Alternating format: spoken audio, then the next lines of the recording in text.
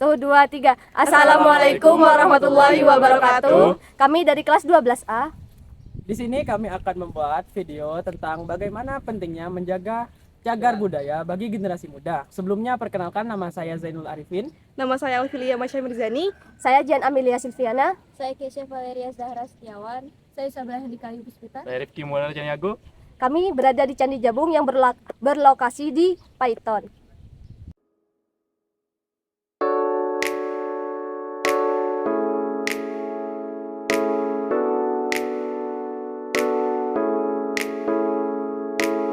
Permisi ya Kak. Enggak.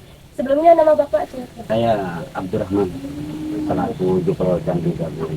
Sudah lama jadi guru bendera? Sudah lama, jadi sudah dari tahun 94 sampai sekarang. Iya. Tahun 94 sampai sekarang 2004. Ini pertanyaannya yang pertama itu bagaimana sejarah atau latar belakang terbangunnya cagar budaya ini?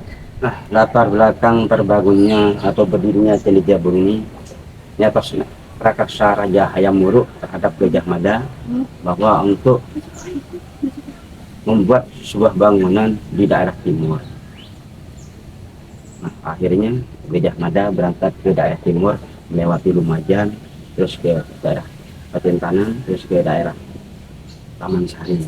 Desa Taman Sari masuk daerah Keraksaan. Nah, dia ketemu dengan seorang putri yang lagi mandi di Taman Sari. Dia bernama Nawang Wulan, Nawang Seto, Nawang Sukma, Nawang Sih. Dia mengutarakan kepentingannya pergi ke daerah timur untuk membuat bangunan candi. Akhirnya Nawang Wulan beserta teman-temannya siap membangun candi asalkan tidak boleh dilihat oleh kasat mata. Jadi tidak boleh kita melihatnya. Akhirnya dengan persetujuan itu, akhirnya Nawang Wulan beserta teman-temannya mendirikan bangunan candi ini. Akhirnya Gajah Mada balik ke Trawulan, Majapahit. Nah, di tengah perjalanan dia penasaran ingin melihat seperti apa dalam proses pembuatan candi itu. Akhirnya dia balik. Dalam tengah perjalanan dia menuju ke Majapahit, hanya balik lagi ke daerah timur, khususnya daerah sini. Akhirnya dia ketahuan bahwa Gajah Mada nitip akhirnya gagal. Nah, akhirnya gagal apa disebut Candi Wurung. Candi Wurung ada di desa sebelah, masuk di desa Jabung Sisir. Nah, setelah itu Gajah Mada minta maaf. Nah, akhirnya terjadilah sebuah bangunan yang kedua, yang di Candi Jabung ini, yang berdiri dengan pokoknya, umurnya sudah 670. Jadi Candi Jabung ini berdiri pada tahun 1354. Nah, sekarang 2024, jadi 670 umurnya sekarang. Jadi hampir 7 abad umur dari Candi Jabung. Mungkin itu. Kalau tahun berapa tempat ini disahkan sebagai cagar budaya? Nah, disahkan Candi Jabung disahkan sebagai cagar budaya itu pada tahun 1987. 87. Oleh siapa, Pak? Oleh Dirjen Kebudayaan Dr. Haryati di Jakarta. Jadi untuk sekarang Candi Jabung ini sudah versi nasional, sudah versi nasional. Jadi kalau ada apa-apa, ada acara event-event, izinnya ke pusat Jakarta, terus ke Trawulan Jakarta. Kalau bagaimana cara menjaga tempat ini, kan bersih ini, tidak ada sampahnya, cuma yang bagian situ saja. Tiap hari kami melakukan beberapa kegiatan, terutama pagi kita nyapu. Setelah itu kita kadang-kadang bersihkan lumut dan potong rumput dan nyiram rumput ini. Kebetulan musim kemarau saya ini sudah saya siram sampai 4 kali 1 bulan. Ini masih kelihatan gersang. Nah, untuk sampah-sampah ini tadi sudah saya bersihkan. Karena musim gugur, angin kok lagi. Nggak apa-apa. Terus yang kelima, apakah ada kontribusi dari masyarakat dalam menjaga kelestarian tempat ini? Masalah kontribusi dari masyarakat itu tidak ada. Jadi kami sendiri ya. jadi tidak ada bantuan distribusi dari masyarakat. Dari desa? Di desa pun juga tidak ada. Cuma kalau ada apa-apa, ada event-event izinnya ke desa juga keamanan. Kalau yang keenam, apakah ada arti khusus dari Candi Jabung ini? Nah, arti khusus Candi Jabung ini sebenarnya ini pertama bukan Candi Jabung, dulu namanya Sajabung. Sajabung. Tapi Jabung itu ngambil dari kata pohon, nama pohon. Di sini dulu Candi Jabung ini ada pohon jabun, dan sekarang juga yang sebelah barat ada taman berbentuk tembung, makanya dinamakan Jabung. Karena ada candinya disebut Candi Jabung. Sebetulnya ini versi dalam kitab Negara Kertagama, ini adalah Kalayu, peninggalan dari Kalayu. Kalayu itu sendiri adalah bangunan suci dari agama ini. Ada dua versi ya, agama Buddha dan Hindu. mereka pernah ibadah gitu? Nah, untuk kayak Waisak Iya. ini sering ya. Bulan kemarin ini ada 100 lebih ya sembahyang di sini.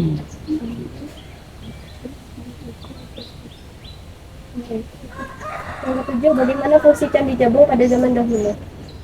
Fungsi Candi Jabung ini pada zaman dahulu ini ada 3. Yang pertama, Candi Jabung ini sebagai tempat persinggahan atau tempat istirahat. Mungkin dari perjalanan Raja Hayam Wuruk ke Belambangan, istirahatnya di Candi Jabung. Yang kedua, Candi Jabung sebagai tempat pemujaan. Yang ketiga, Candi Jabung ini sebagai tempat abu jenazah atau kuburan. Salah satu dari keluarga dari Raja Hayam Wuruk yang bernama Bragundal itu meninggal, dan abu jenazahnya ada di dalam altar di Candi Jabung. Ya, ini untuk fungsi dulu, tidak kaitannya dengan sekarang hampir sama. Nah, sekarang juga sebagai tempat pemujaan dan sebagai tempat wisata. Pengunjung boleh masuk ke dalam? Kalau pengunjung tidak boleh. Memang ada larangan yang tidak boleh pengunjung langgar. Yang pertama, tidak boleh naik ke gantinya. Yang kedua, pengunjung ini larangan yang dari makhluk gaib ya. Karena ngomongnya seperti ini, saya tidak ikhlas istana saya selalu dibuat mesum. Dan ini berarti sini, makanya kalau ada pengunjung yang lagi nyantai pacaran, takutnya ketiupan. Jadi saya tidak ikhlas istana saya selalu diinjak-injak, itu kan tidak boleh naik. Tapi dulu ada kejadian yang kejadian. Pernah 4 tahun lalu pernah ada anak Probolinggo, masuk desa Tamanan. Waktu saya mau pulang jam 3:30, saya pulang jam 4. 3:30 saya pulang, memang ada anak naik turun. Kayaknya saya mau, jangan naik. Kayaknya ada kayak enggak boleh. Nah, ternyata setelah saya nyampe rumah, di telepon sama kakak, balik.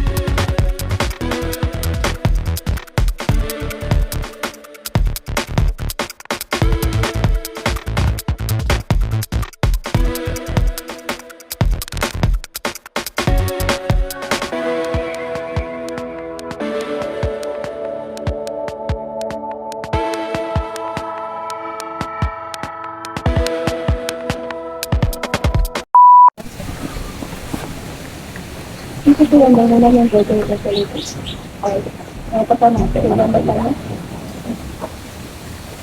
Ini memang ada. Yang Pak ditelepon sama kakak. Iya, ditelepon sama kakak. Satu saya telepon kakak, balik, ini ada yang kesurupan. Oh biar dan tidak apa-apa. Tapi dia cuma kayaknya ingin ngasih sesuatu terhadap kita semua. Ternyata ambil air Pak. Dari rumah, ambil air tidak boleh, air tetangga ini tidak boleh. akan ada yang menyembuhkan. Saya sudah nggak usah, biarkan aja, nanti dia sembuh nanti. Ternyata iya, diludahin, disembur pakai ludah itu, terus dia didorong. Sudah akhirnya besoknya dia ingin ketemu saya. Tapi bahasanya saya nggak ngerti, bahasa Jawa asli. Halus banget. Halus banget. Halus, saya nggak ngerti. Tapi dengan bisikan-bisikan yang dia komentarkan, ada 2 larangan memang yang nggak boleh. Seperti naik ke kakinya, terus orang itu sudah yang tidak boleh berbuat senonoh hari sini. Jadi tidak mau. Jadi Jepung ini sebetulnya banyak ceritanya banyak. Tidak ada. Itu yang tadi mengapa disebutkan juga Bu. Tadi sudah ya. Saya juga yang nggak ada saya tambahkan ya. Iya. Jadi Candi Jabung ini berdiri pada tahun 1354 Masehi 1276 tahun Saka. Jadi dari berdirinya dari sekarang sudah 670 tahun. Jadi semua yang ada di Candi Jabung ini, terutama yang relief yang ada di kaki, itu semuanya yang di kaki candi itu semua reliefnya berbentuk singa. Itu di candi yang kakinya tuh semua relief singa, tapi sudah haus ya, banyak yang haus, itu banyak yang kropos.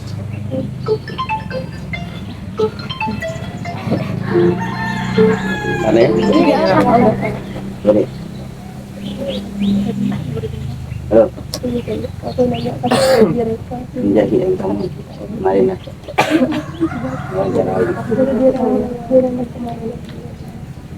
Jadi semua yang ada di kaki candi itu semua berbentuk reliefnya relief singa, dan ekornya itu berbentuk bunga teratai atau bunga padma, di mana arti dari singa itu adalah lambang kerakusan dan ketamakan manusia.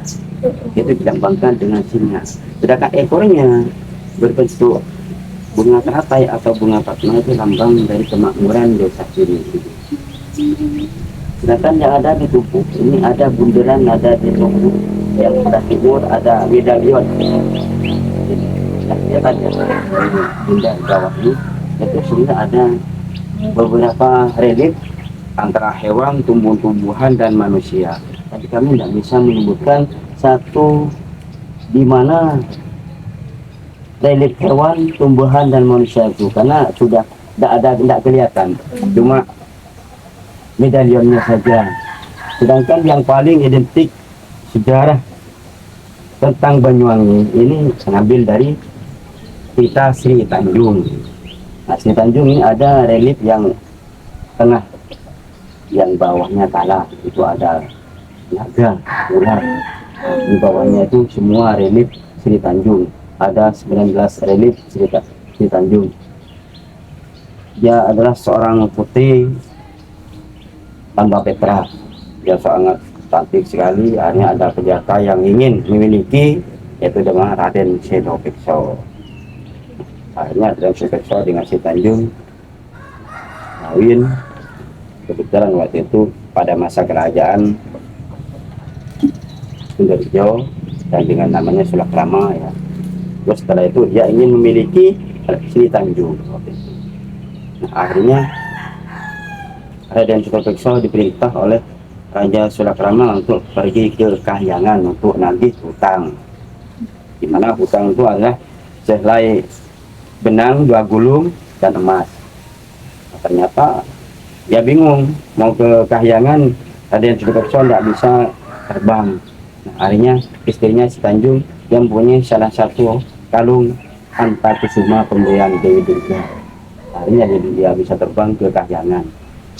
Dengan setelah sampai di sana, dia menuturkan bahwa tujuannya ke sana ingin menagih hutang. Ternyata isinya bukan nagih hutang, malah ingin kedatangan Raden Senopekso ingin memporak-porandakan kota Kahyangan. Bukan nagih hutang isinya, karena ini memang direncanakan oleh Raja Sulakrama untuk memiliki Sri Tanjung. Nah, setelah itu terjadilah peperangan di Kayangan, 7 hari 7 malam dia bertarung. Akhirnya Raden Supekso kalah dengan Dewa Indra. Akhirnya dengan mau dibunuh, nah, ternyata dia cucunya sendiri dari Dewa Nakula. Nah, ternyata setelah itu dengan ketidaksengajaan bertemunya Raden Supekso dengan Batara Surya, hanya jadikan pesta 7 hari 7 malam di Kayangan. Akhirnya dia balik lagi ke bumi, nyampe di kerajaan. Raja Sulakrama itu terkejut karena Raden Supekso masih dalam keadaan sehat. Nah, akhirnya dia juga memfitnah istrinya.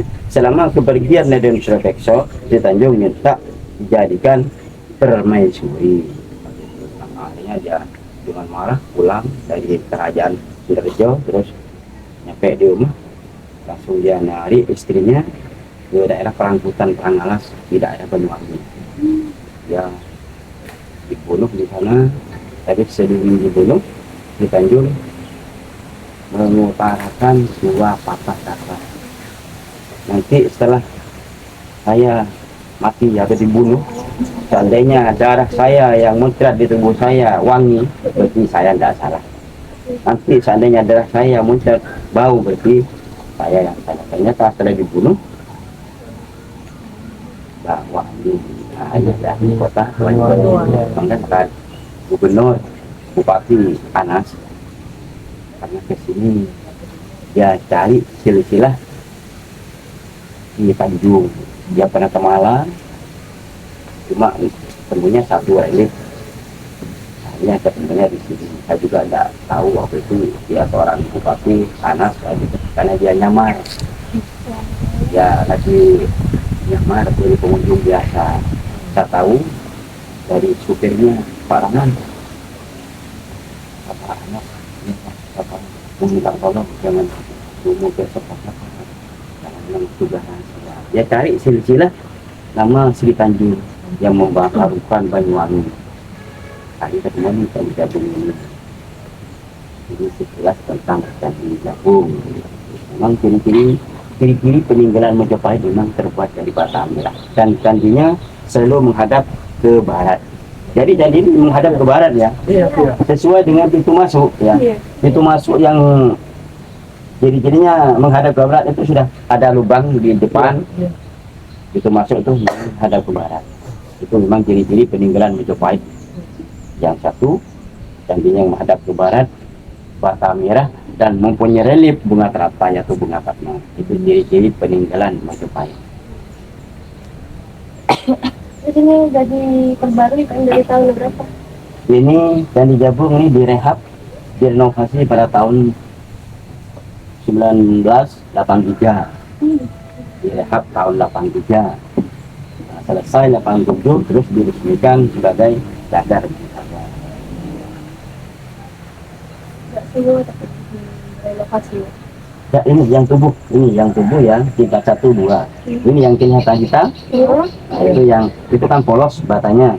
Itu yang baru tahun 83 itu sudah kropos kayak itu. Itu kan sudah banyak yang aus kan, banyak yang kropos.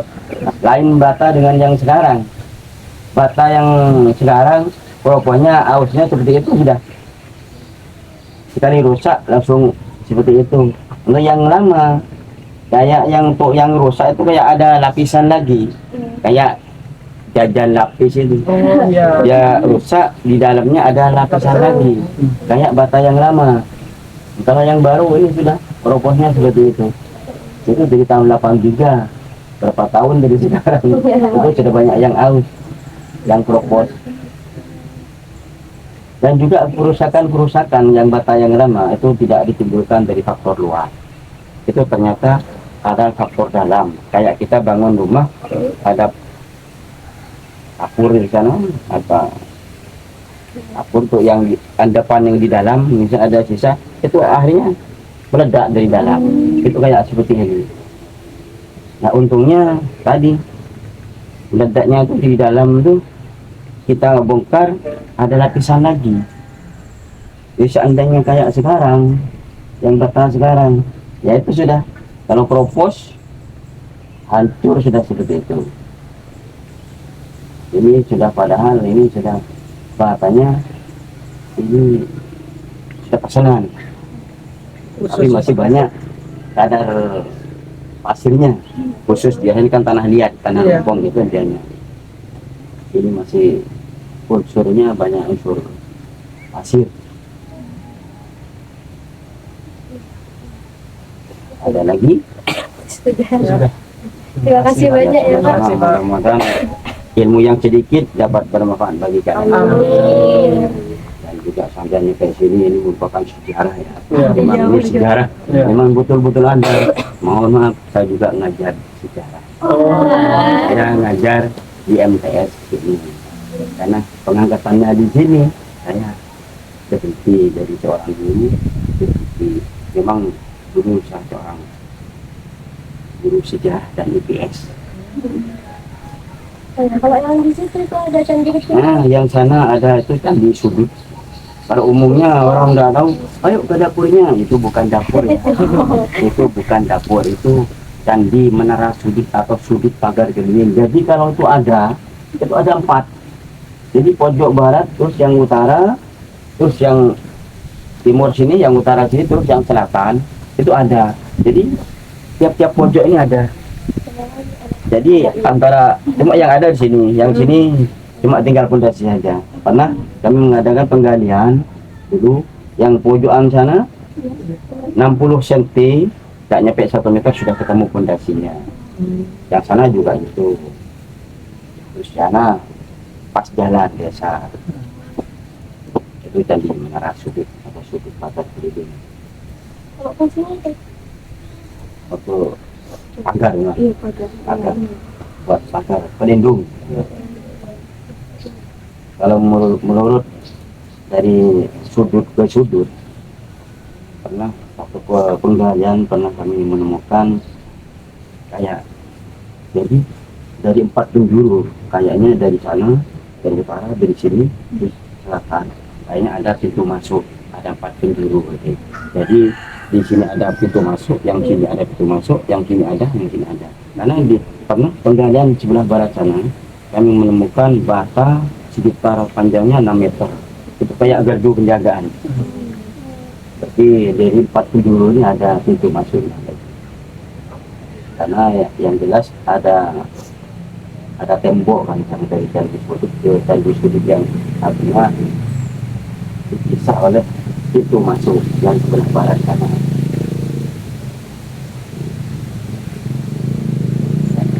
Terima kasih banyak ya Pak. Sama-sama. Bapak Abdurrahman. Ya, Pak Abdurrahman. Di sini ada 4. Siapa saja? Pak sendiri, Abdul Rahman, Adi Rahman, Pak Bu Nadir, Pak Bu Nadir, ya, Bu David, Mustafa, Irwan Manu, Mustafa Irwantano. Mustafa, terus Pak Edi Irwan Manu. Tidak ada 4. Kalau mengganggu waktu Oh, ya, enggak Pak. mengganggu kok, enggak ganggu. Saya sedang duduk mengganggu.